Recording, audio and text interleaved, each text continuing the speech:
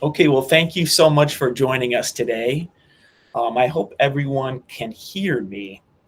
Um, so this webinar is for 3+1 clients, and we're excited to have, as I mentioned, a large group of you on today from all over the country, from school districts, my own county treasurer, and nonprofits, associations, the whole gamut. So thank you so much. If you could do us a favor and please mute yourself until the end, when we're going to have an opportunity for you all to ask questions, that would be awesome. Many of you have also emailed us asking if we were going to record the session, and we are going to record the session, and it's going to be transcribed in case you'd like to read it also. So we'll go through our normal disclosures first. Information and materials that we present today are informational only, and they're not intended to be construed as investment advice. Now, we do have a guest joining us today, Neil Powers from Vectors Asset Management, who's a registered investment advisor. And he's going to provide some great perspective on how to maximize cash management strategies in today's current rate environment, because I think we can all agree that sometimes it can be tough to determine where to invest cash and how to look at the current interest rate environment. My name is Garrett McDonald from 3+1. And really, from all of us at 3+1, we want to say thank you, thank you, thank you for the opportunity to work with each of you, to work with your entities, to help complement the great work that you all do, serving those that you serve. And today, as I mentioned, we're joined by Neil Powers from Vectors Asset Management. Neil, thanks for joining us today. Glad to be here. Thanks for having me, Garrett. Really appreciate it.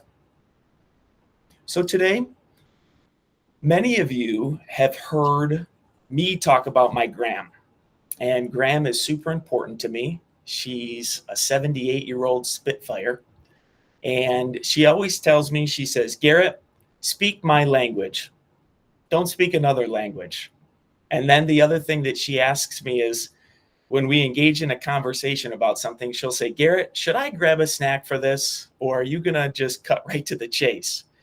And that's because I will admit sometimes I might talk too much, or I might be a little long-winded, and she says that she needs to have some Lay's chips to get through it. But with Graham in mind, Neil and I made a decision today that we were purposely going to cut right to the chase, so no snacks are necessary. And we're also going to try to keep the wonky speak out of it and talk like we're talking right to Graham in Graham's language. So my Graham would be super happy about that. If you have any questions, if you would please chat them to us, or again, at the end, we're going to save some time for you to ask your questions. We're not going to be long. And I also have a special request before we get into the meat of the presentation. We would really like you all to interact with us today and give us some reactions. We want to know if you're happy, you're sad, you're excited about something, or if you like something that we're talking about. Maybe you can give us a clapping hands or maybe a thumbs up. So if you would practice with me for a moment, at the bottom of your screen, you should see a red hang up button. Don't do that yet. But if you go 1, 2, 3, 4 over, you'll see a happy face. Can you give us a hand clap or a heart or a thumbs up just to show that you got it? Okay, wonderful. We're seeing lots of them. Perfect. So today, if you hear something that you really like or you want to know more about it, give us a thumbs up or a hand clap. If you're curious about something, give us a, hey, I'm curious about that face. But please interact with us as much as you possibly can. So we're going to start with the end in mind. And these are 3 questions that we're hearing a lot of from you all. One, with cash equivalent investment rates like money market accounts, local government investment pools outpacing fixed income returns, maybe on CDs or treasuries or commercial paper, depending on your investment policy and guidelines. How can I be confident in how I'm managing cash? And 2, should I lock in rates on some cash, or is it wiser to maintain maximum liquidity in a liquid bank deposit, local government investment pool? And three, how can I protect my entity's earnings, not just for this year, but over the next 12, 24, and 48 months? So if you're wondering if those are three questions you're thinking about today, give me a thumbs up, will you? So where are we today? Well, as finance officers, when you invest your cash for longer periods of time, typically you expect a higher interest rate. And I kind of think of it as when you're wanting some dessert for a long dinner party that you're going to be at, you're thinking, boy, if I'm going to be at this dinner party for a while, I want a long dessert at the end. But it's hard to predict what inflation's going to do into the future, what budgets are going to do, what the Federal Reserve will do down the road. So generally, if you're going to invest for a longer period, you deserve a higher return. And typically when you invest in shorter term options like bank deposits or local government investment pools, you get a lower yield because it's easier to know what will happen next week or next month, and you can grab your money whenever you want it, and there's no long-term commitment being made, so there's typically no big reward. But as you see on your screen right now, sometimes the world flips upside down and short-term investments start paying more than long-term investments do. So what do? I can tell you it's tricky because nobody likes picking lower yielding options when higher yields are waving in your face, right? And that's why we're here talking about this, and we're all in this together having these conversations, because it's crucial to identify the best path forward for each one of your entities based on your data. And it's crucial to identify how to put that data to work, because right now we've got an opportunity in the interest rate environment, and we want to make sure we're taking full advantage of it. And that's what we call rate proofing your cash. So even though today, based on this current what's called yield curve, is paying higher overnight rates than longer term rates, we need to make sure that we're paying attention to what the market expects in the future. And Neil, what does the market say is going to happen in the future with rates? How should we be thinking about this?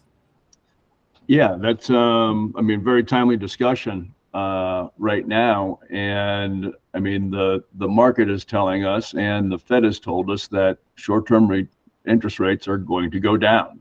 The most recent environment, short-term rates are relatively high now, and because we've gone through strong economy and high inflation. And as a result, the Federal Reserve has held rates higher. And as you said, there's been trillions of dollars going into short-term funds, as banks have also had to hold on to deposits, so they've offered higher rates as well.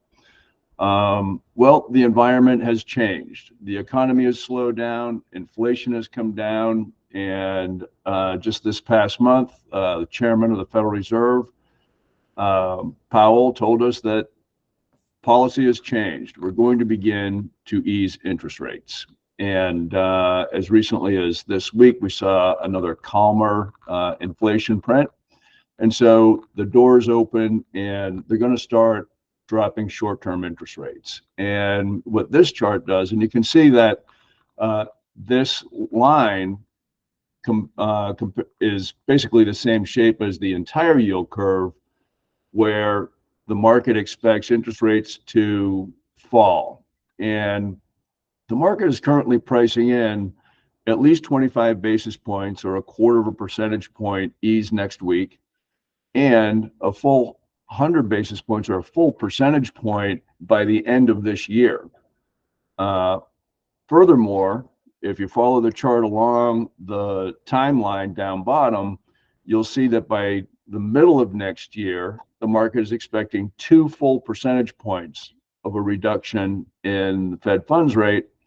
And along that way, and by the end of next year, it'll be below 3%. So along that way, the bank deposit rates, your money market rates, your CDs, and your liquid government pool yields will come down right along with them. And you can see it's a pretty rapid rate of decline. So as you reinvest funds, you'll be reinvesting at a lower and lower rate, and at a terminal rate at or slightly below 3%. If you look at that, yeah, go to that chart right before the one that you had before the full yield curve. Yep, one more before you do. So you'll see that, you know, that 2 and 3 to 5 year part is still yielding more than 3.5%.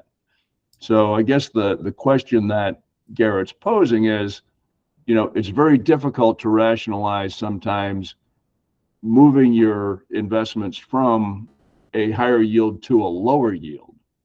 But if you look over time, by the time you get to the longer point in time in the future, you're reinvesting at a lower and lower rate. And as we saw, the terminal rate will be below that 3.5%.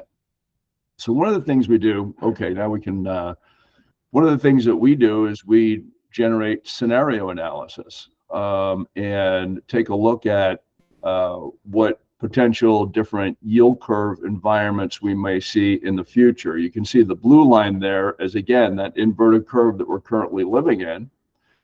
And what we do is we run different scenario analyses where, and we change interest rates under a growth environment.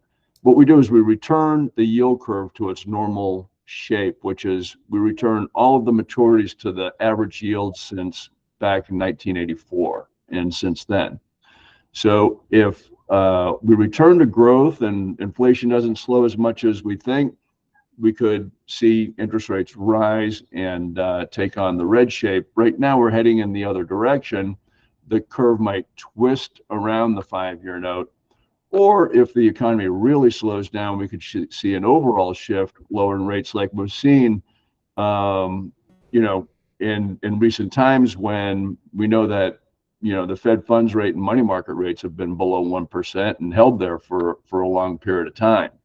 And just these, you know, core scenarios here, we do see that short-term rates can get to 3%, 2.5%, or 2%. And that's where we could find ourselves having to reinvest short-term and liquid funds. And as we said before, the option is to potentially take some of those funds where I know how cash vests work and where you have additional excess funds, have the opportunity to reinvest that out into a longer term, some of them into a longer term, to at least lock up some of that higher yield for longer now. So Neil, even though right now short-term rates are where this blue line is hitting this 5% or more, in all three scenarios, short-term rates fall pretty significantly. But these medium-term scenarios where you can get maybe a 1 year or a 2 year investment option, you can lock in and hold value no matter what the scenario is. Is that accurate? Correct. Yeah. And so, you know, 3.5 to 4% type yields that are available out there in that 2 to 4 year part of the yield curve. And that's kind of where, when you run the different scenarios and generate your total returns over time, yeah. And what you see here is the 0.25, the quarter year, is reflective of those money market and liquid type pools.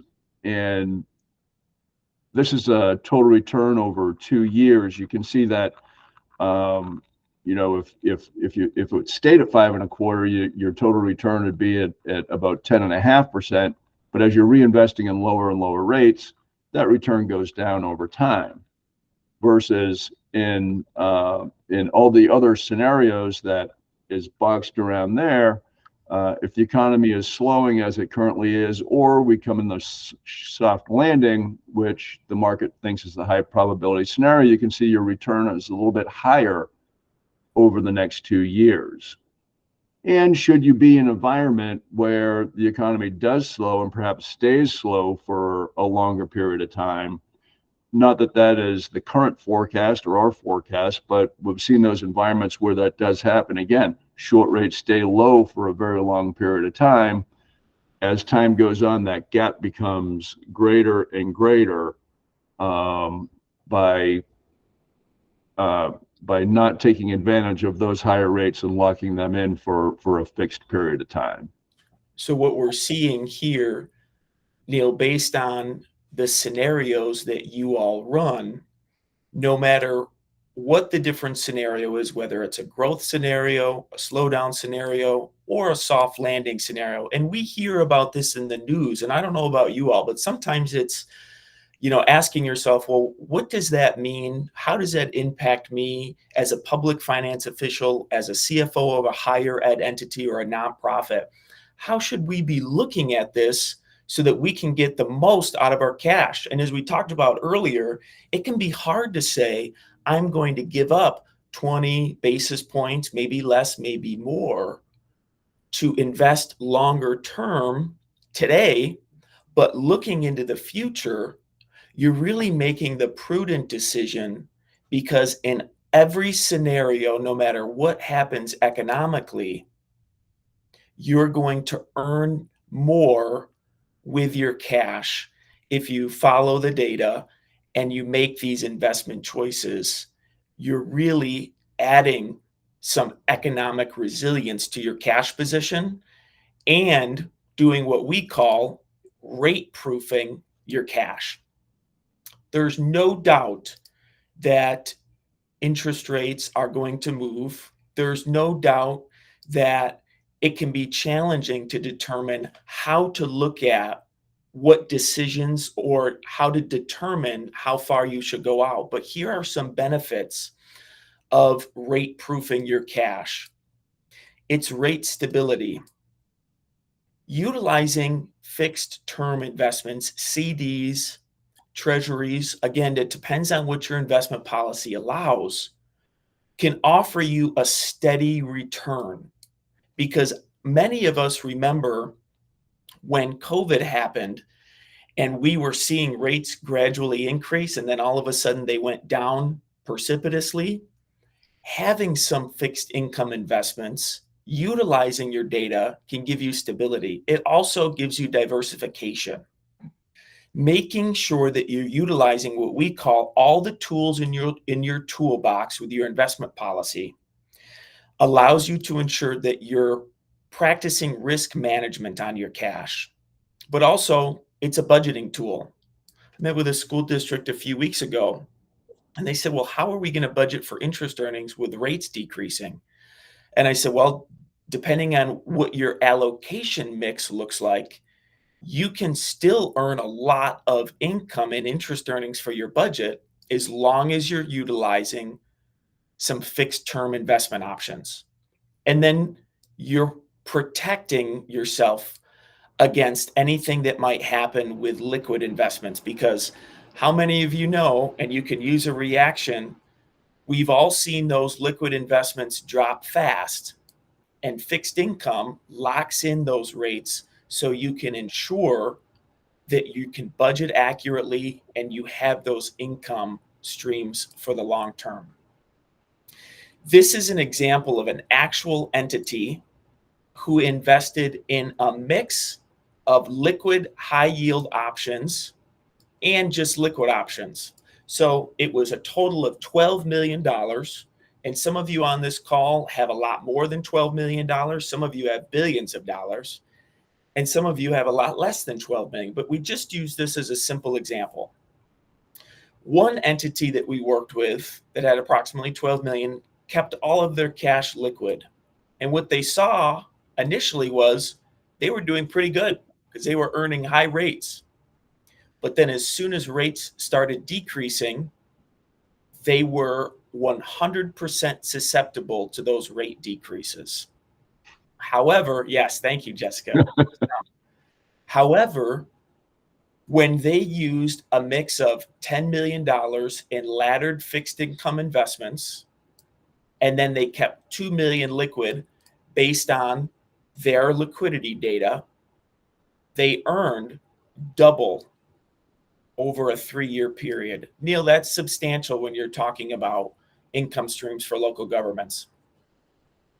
Yeah, that's pretty significant. Particularly when rates do drop like that, it's typically when you're in a low economic environment and other sources of income such as taxes and whatnot might not be coming in as robustly either. And so, so if you have the opportunity with excess cash and that are available to move into that fixed income, I mean, cumulatively speaking, that provides a good insurance policy against being trapped in those lower rates. And this is in a 1 to 2% type environment, and this is a good example. And I can testify that we have a client base that's followed this process, and over the 3, 5, 10-year, and 15-year period, having that larger, it accumulates, it compounds on itself, and at the end of the day, if you have that larger capital base, it certainly provides you a lot of financial flexibility to weather a lot of different environments as you move forward. I remember talking with someone about this exact same topic, and they were pretty honest.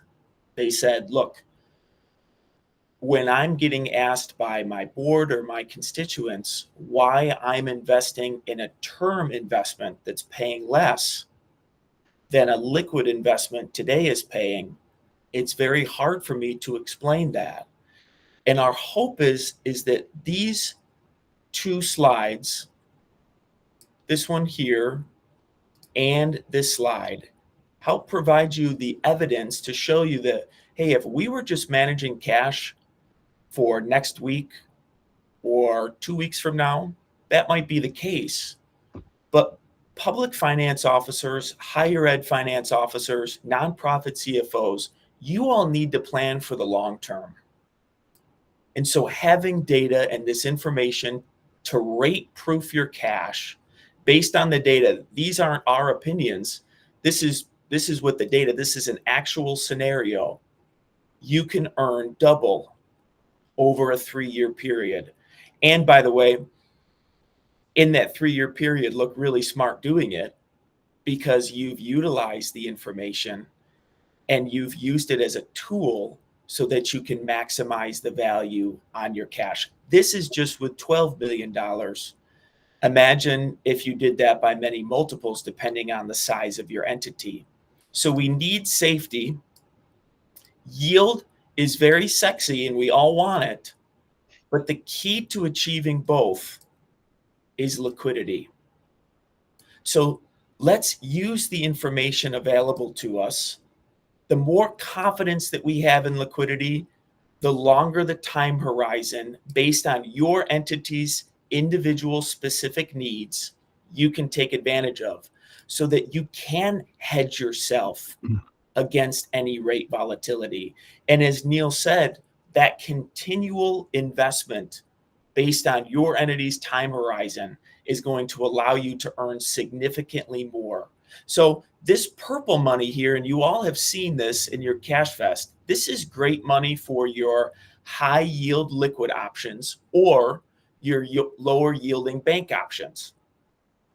But all of this multicolor money, what we call strategic liquidity, that is perfect to identify how to rate proof your cash.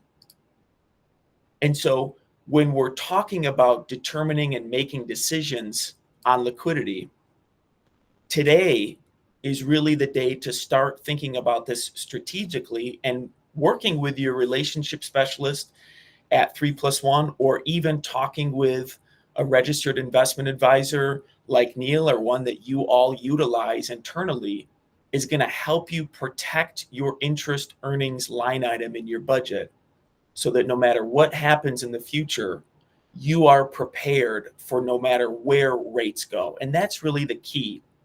So when you're looking at your CashFest portal, here you can see this entity has purple, the fixed income. So they don't quite fill out their strategic liquidity level here, they have a significant amount of cash in their high yield liquid option, which is great. But in this environment, Neil, would you say now is the time to start paying attention to some of those fixed options?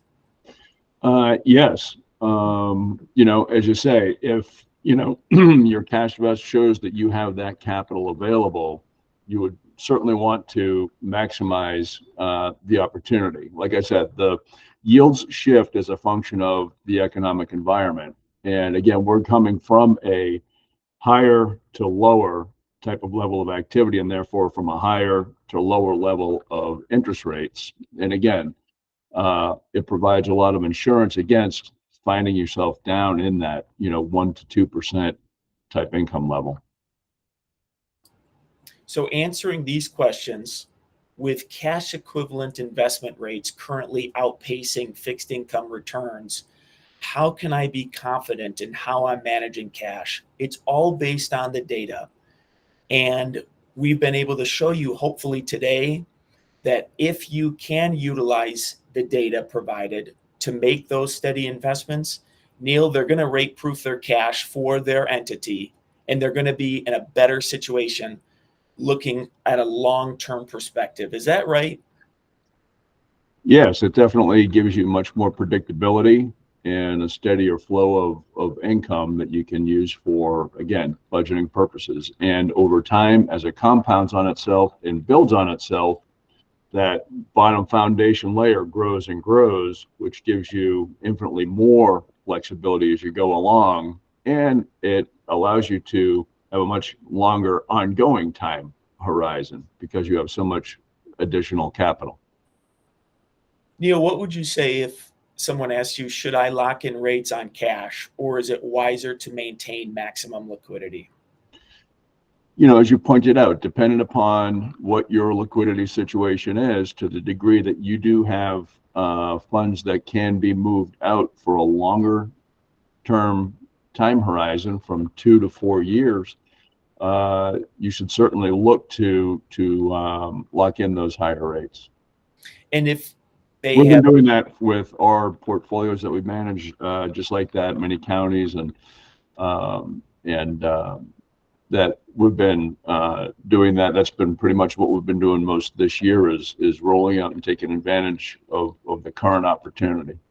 So whether it's 12 months, 24 months, 48 months, you mentioned 2 years or more, Neil. I know a lot of people probably listening, when they hear that, they get nervous because it's not typical for many governments to invest out that far. Some do, but it's not typical for them to. So you would recommend looking at data, looking at the liquidity data, and really start rate proofing their cash by making those longer horizon investments. Yeah, and even for 1 year, it's yes. Mm-hmm. Thank you all so much for joining. We said we would be 30 minutes today. We are willing to stay on and answer any questions. We hope this was helpful. If it was helpful, give us a thumbs up or a heart. If it wasn't, then give us a thumbs down and tell us how we could have improved. Excellent. And did someone raise their hand? Any questions? Feel free to unmute yourself if you'd like to make a comment or ask any questions.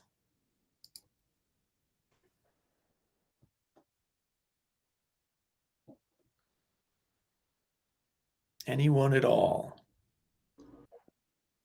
I don't have a question, but I wanted to say thank you because I thought this was really informative and really helpful and timely.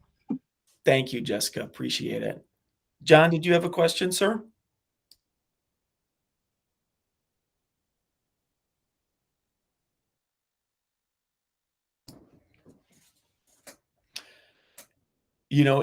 It definitely can be difficult.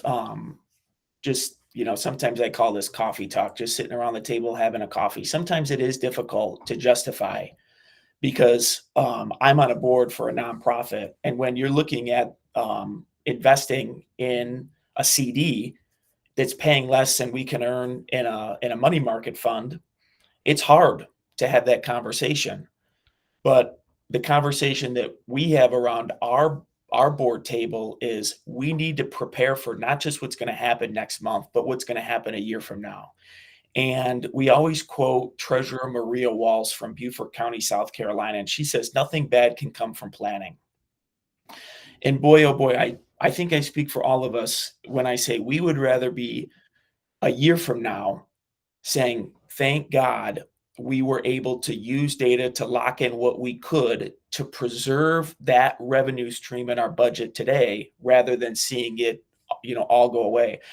And Carrie, I hope you don't mind me sharing this, but Carrie Gallagher from Orange County, that's exactly what happened in Orange County. I remember having a very similar conversation to this. And she was saying, I don't know why we would do that. We're earning such great rates. And then the rates fell to zero. And in a zero interest rate environment, I remember distinctly logging into CashFest. Carrie, I don't know if you're still on or you recall this. I'm listening. I do 100%. And you were still earning over 2.5% on your cash because of a conversation just like this.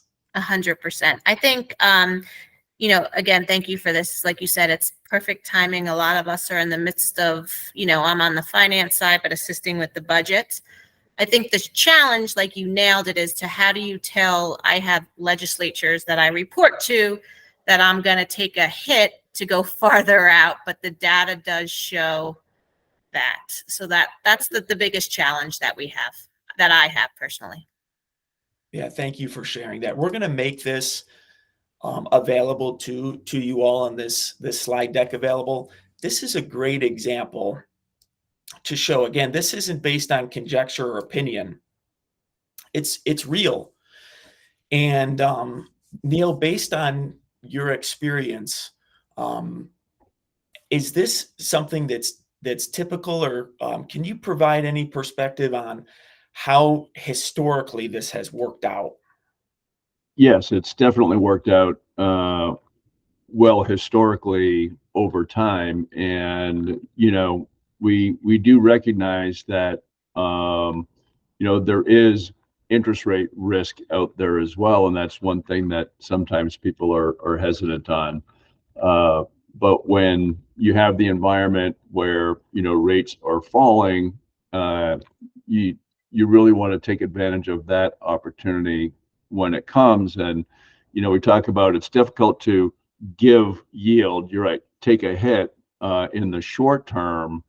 But one of the things that happens on the other side is we've seen people wait until there's a positive relationship between short and long-term rates. And that tends to be during the economic cycle and the interest rate cycle, where interest rates are really low.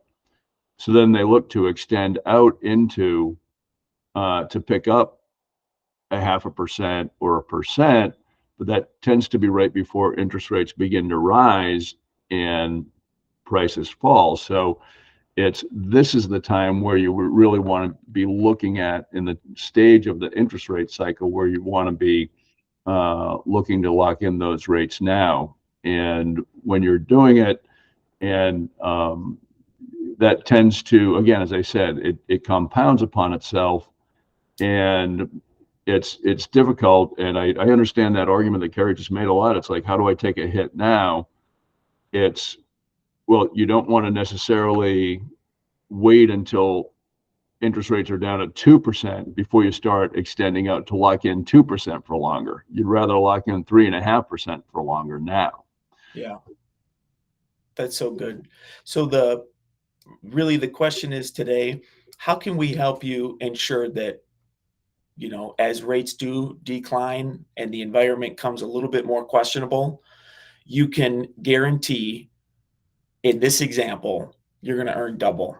So please reach out to your relationship specialist at 3+1. We want to help you. We want to be a resource. If you need help communicating to boards or to any additional stakeholders this type of strategy, we'd be glad to provide you the data and give you any resource you need. If you liked this presentation, please, if you have a few minutes left as per your calendar. Oh, beautiful. Thank you. We have a note taker. please reach out and let us know how we could improve or provide you with additional information or resources. We want to be of help. And really, we just want to say again, thank you so much. Thank you for your business and your partnership. If you'd like to see more of these short webinars in the future, again, please let us know. And thank you so much for joining us. Neil from Vectors Asset Management, thank you for joining us and providing us with some perspective. I don't know if that's my friend Jackie from Batavia Downs, but if it is, I hope you're doing well, Jackie. I want to talk to you soon. But thank you all. Bye-bye.